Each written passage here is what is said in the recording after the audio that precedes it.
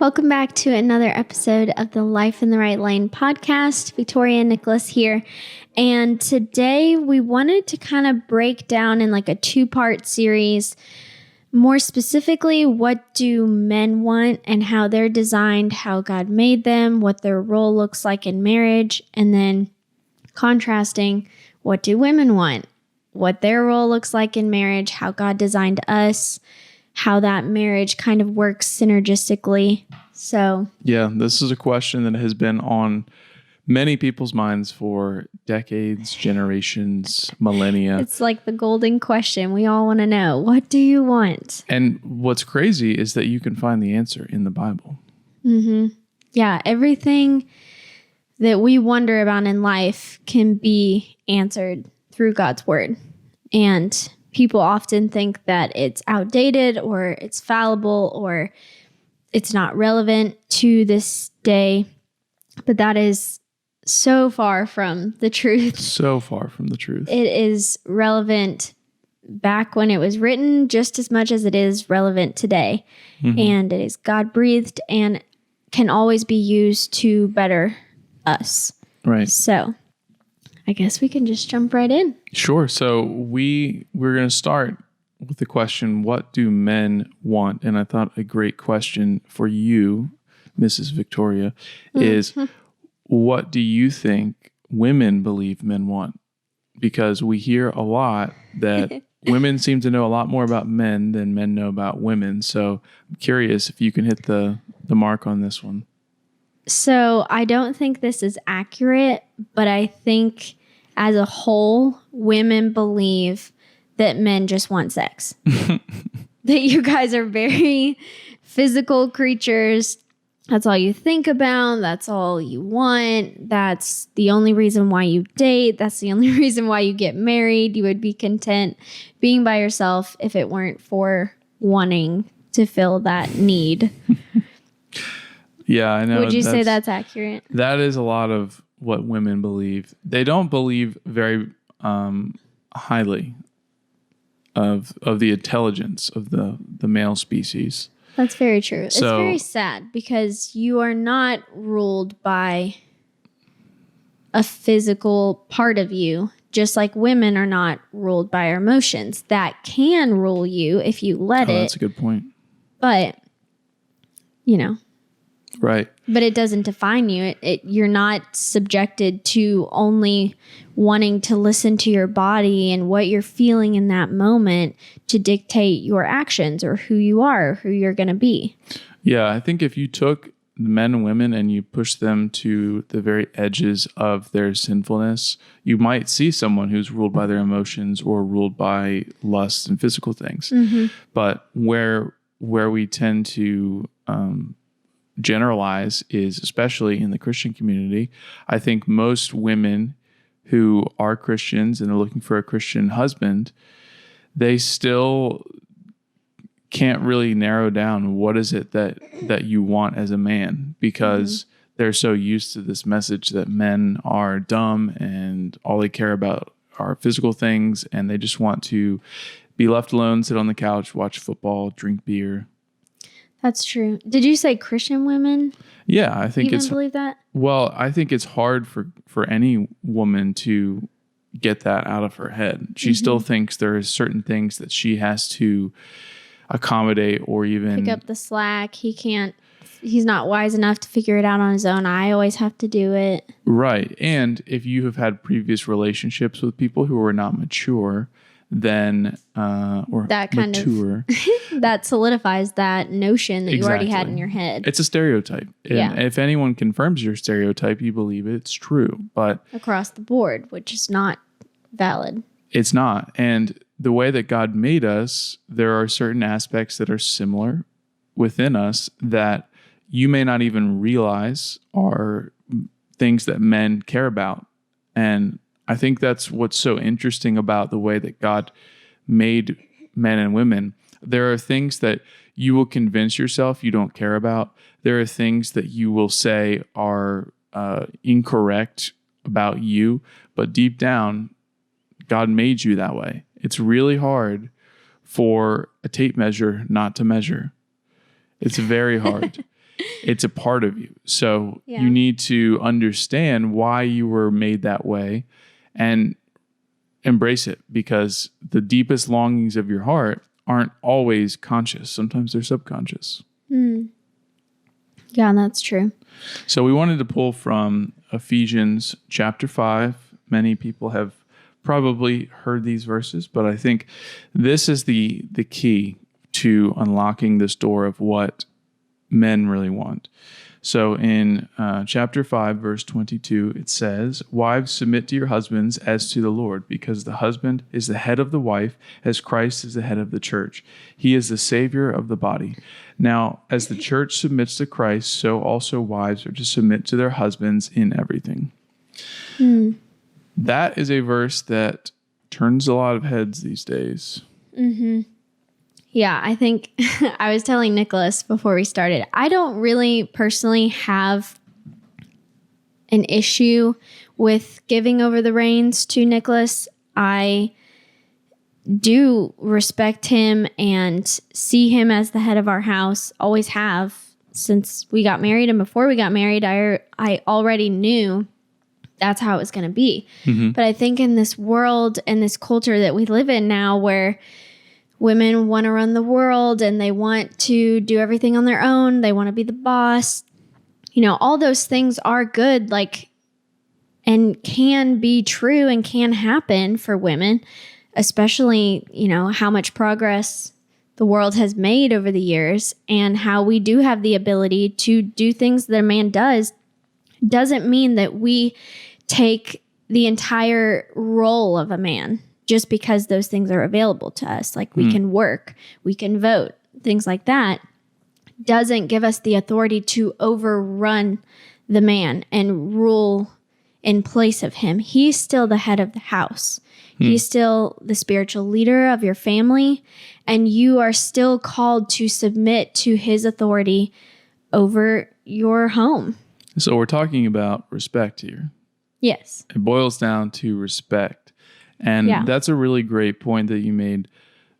Those things that women are doing and leading incredibly well, they are not always things that God intends when it comes to marriage, because there are specific jobs that he has assigned, and you are to live the life and the role that he has assigned you to, even if you don't believe it is as glamorous or highly thought of as someone else.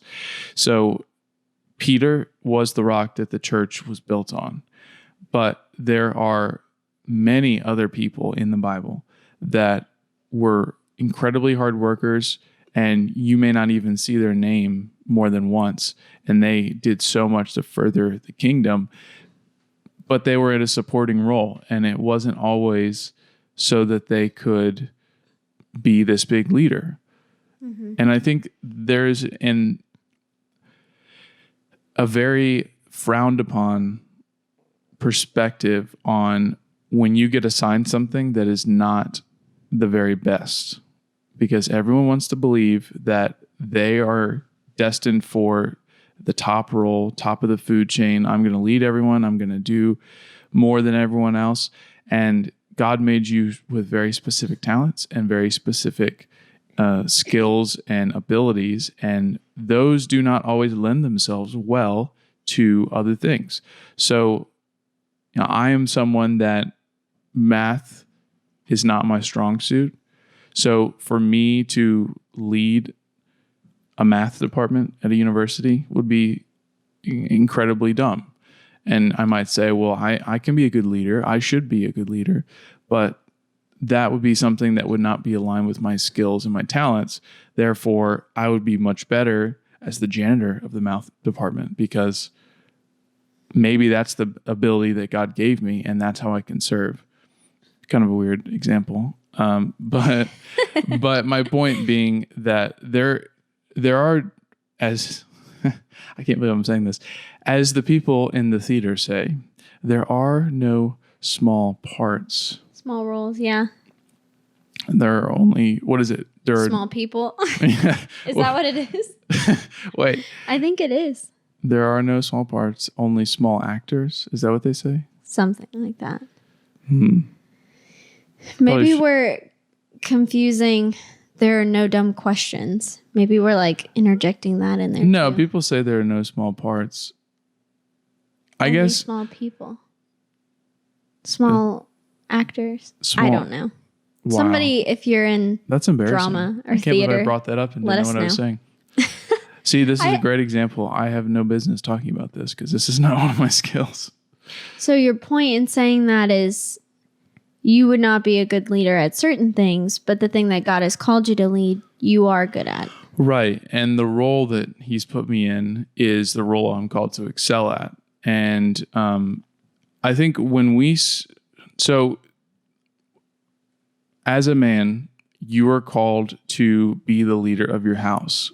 However, that doesn't mean you are using your leadership in a way that diminishes the qualities of your wife. Mm-hmm. And we'll talk about that at another point. But as a man, it's very important to have a sense of responsibility for that job of leading your house and recognizing that you are put in charge by a much greater leader. You are not the ultimate leader. When we start to realize that we are all supporting cast, we all have small parts to play in God's story, in his story, history, then we are able to I just got that. That's pretty good. We're not as frantic at trying to find this big role, because at the end of the day, you are still sinful. You are not good enough. Nothing you could do would ever earn a position in God's story in a prominent way. It's only by his grace that he chooses you. So as the man, it is our responsibility to lead our family. And guess what? That makes us accountable to God for our family's direction. So one of the things that we talked about with our pastor not too long ago, or that he was speaking about, was that people who lead churches are judged more severely than those who do not. And that's just the way it is. You have the privilege of leading people and being someone that guides, but then you also have the responsibility of leading them well. And if you don't do it right, you are held more accountable than everyone else. And I think it's the same in marriage, where the husband is the leader of the family. And as my wife, you're called to be submissive to me. And we'll talk about that in just a second. But if our family goes in the wrong direction and your heart is still good and you're submitting to me in a way that is holy, and it's not out of disrespect, that's not out of apathy, but you're still following the Lord, but allowing me to lead, and we go in the wrong direction, he's holding me way more accountable than he is you. Mm-hmm. Yeah, that's a good point. So let's talk about real quick, what does respect actually look like? Well, before we started this episode, we just looked up what respect actually means in the dictionary. And the main theme through all the different variations it gives you is a deep admiration. And so I think when it comes to respecting your husband in a marriage, then that does look like submission. It says it very clearly in Ephesians. But I think actively working that out, that looks like allowing him to lead. And a lot of times, I think because women, for the most part, we crave control and we want to have a handle on things, and we want to know that it's all going to work out the way that we planned. And that goes for all people, but I think women especially, we don't want to give over that control and that leadership to a man. We don't want to say, okay, I trust you enough to lead our family in the right direction.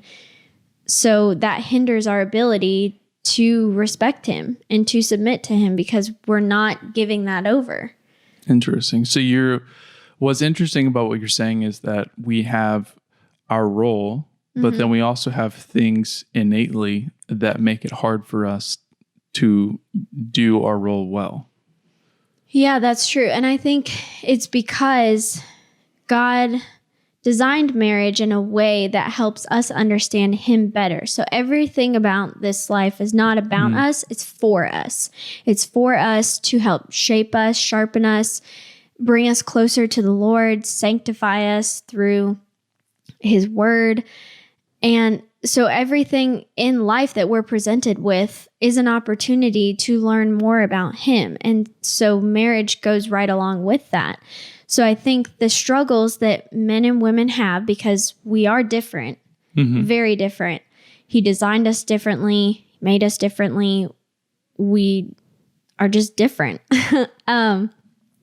So the things that we struggle with are different, and the things that he calls us to are different. And sometimes those things kind of like butt heads, like some women have a really hard time letting the man lead their home. They want to lead. But that's not what we're called to do. So that is like a really big like tension area, which in trying to live that out, live the Bible out, and become more sanctified through Christ in you, you work on that, like out of love, respect, admiration for God and your husband, you try to do that better. Right. Because it's kind of like a cycle. I think about it in like, there's a really healthy like rain cycle, like the rain comes down and then the water cycle. Yeah, the water cycle. Evaporation, condensation, precipitation. Yeah, like all the steps. It comes down, it goes into the ground, into rivers, and then it's taken back up, and then it's just like kind of recycled. So I think about it in the same way. Like it kind of starts with me.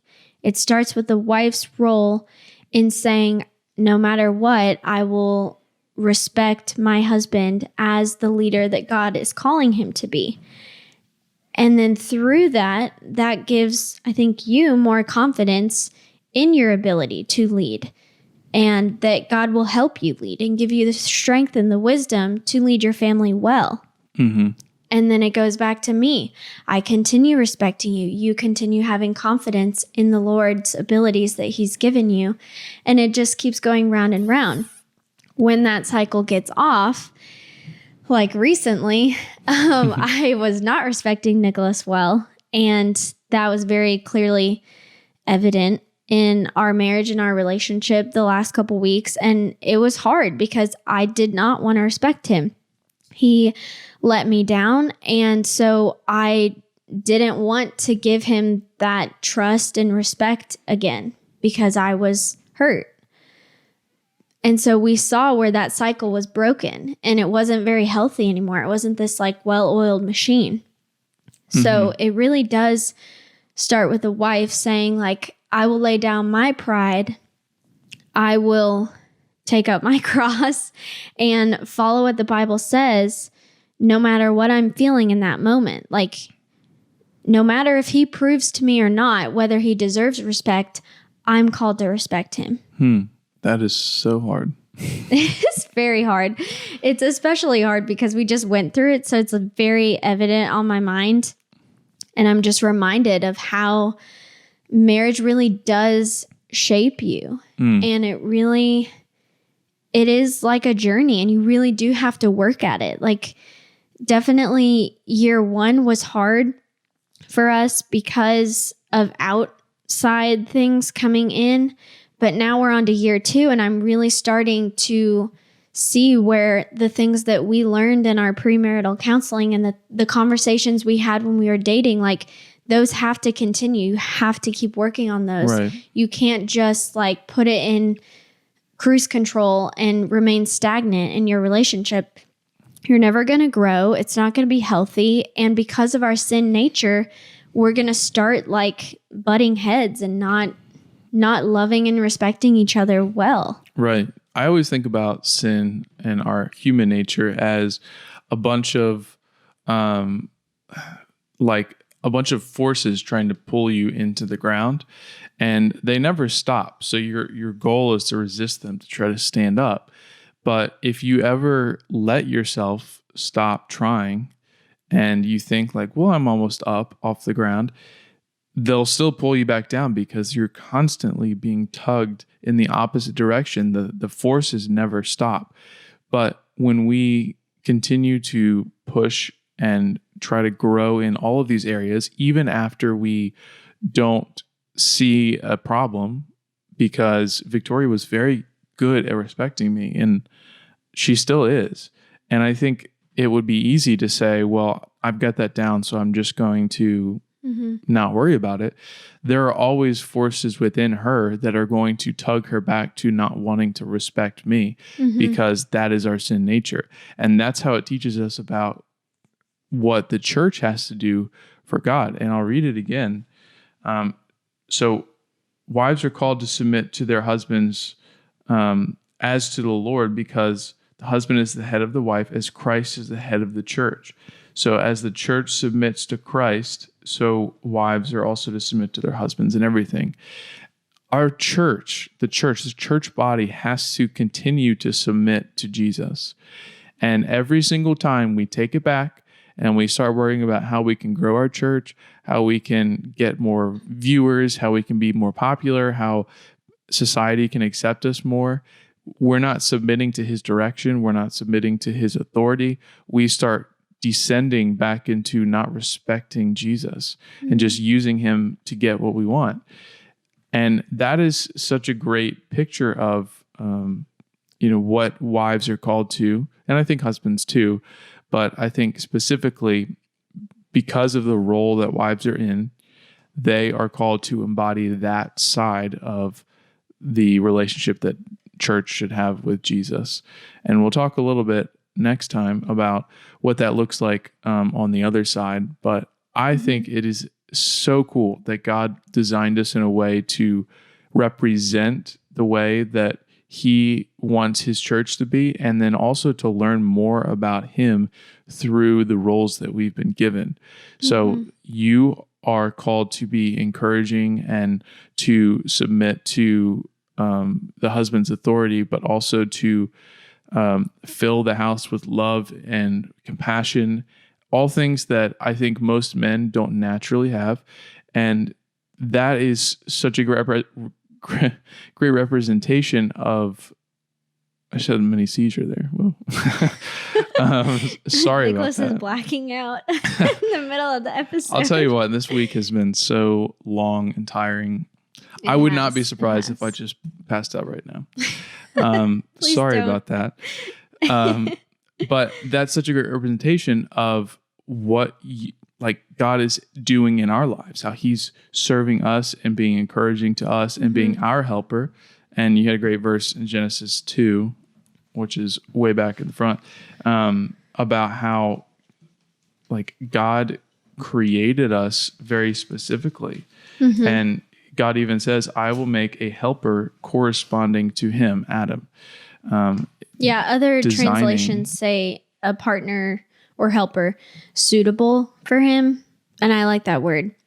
And I don't think that it is a lesser position. And I think immediately women, we read these verses in Ephesians, and I think it talks a little bit about it in Matthew as well.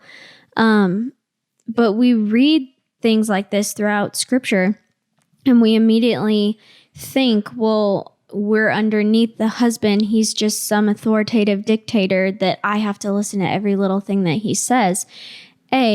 Helper is not a lesser position, because many times throughout the Bible, God refers to himself as our helper in times of need.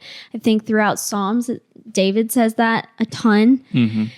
And so why would God allow himself to be labeled as a helper to us if he would not put that position on himself if it was not a great and honorable position? Right. So I think that we should be inspired by that and to, live up to that helper role really well. Like you're saying, be encouraging to your husband. Look for ways to serve him.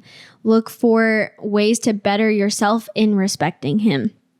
And where you fail, ask God for wisdom and strength to continue giving him respect, even when you don't feel like it.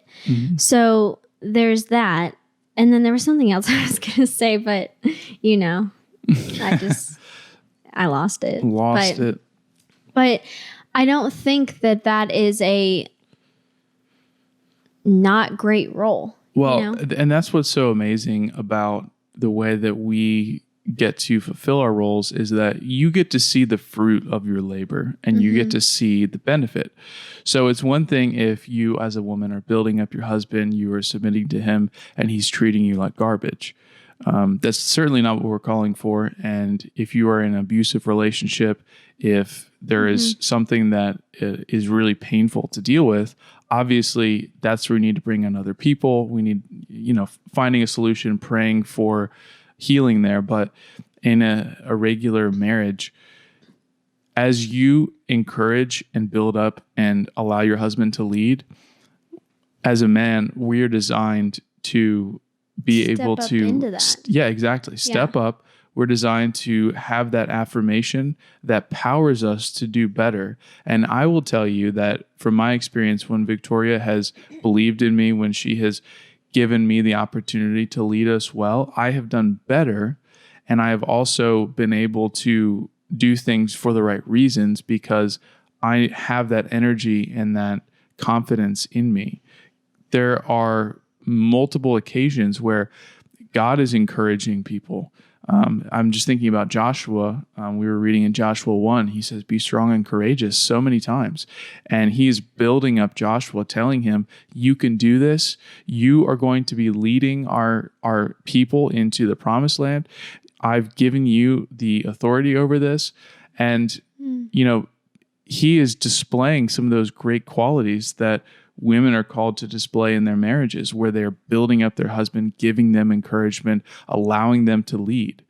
And I can't understate enough that whether a man tells you this is what he wants or not, it is. And this is one of the most important things that you can give him, because if you want a husband to lead your family well, that doesn't come from putting him down. That doesn't come from talking about him behind his back. That doesn't become evident when you are letting him know all of his mistakes and not building him up.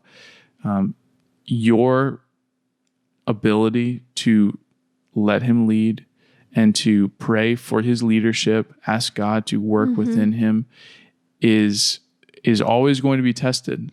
And that will be something that you will struggle with at times and be successful other times. But at the end of the day, that is something that you can do to truly fulfill your role and give a man what he really wants. Ooh, that's good.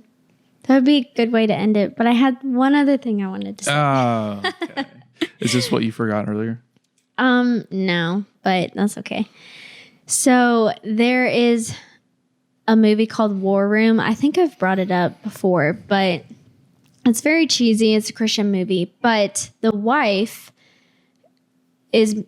has been working on her faith, walking with the Lord. He's showing her that no matter what, she needs to respect her husband and follow his lead, and not obviously into sin or anything, but as he leads, she doesn't question him all the time. She doesn't challenge him. She lets him be the leader.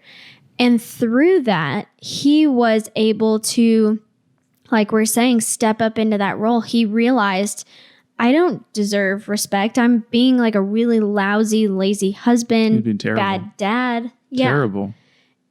But he would just like look at her and be like baffled. Like, why are you still not challenging me? Like, why are you still offering me respect and not questioning my every motive?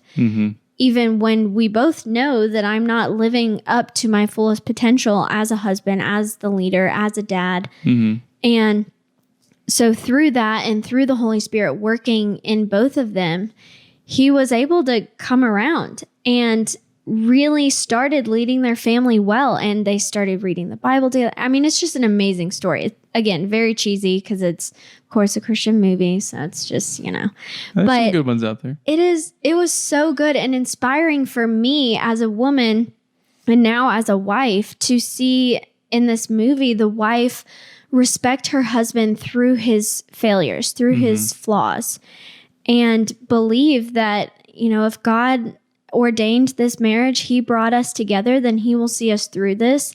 And it doesn't matter if I'm not seeing the fruit in him right now. I'm called to respect him, to submit to his authority no matter what. So that's just very inspiring for women, because it is hard. At times, you're not going to feel that deep admiration for your husband. You're going to feel let down and hurt. And it's hard to still continue respecting him through that. But that, again, is what's shaping our faith. It's making us stronger.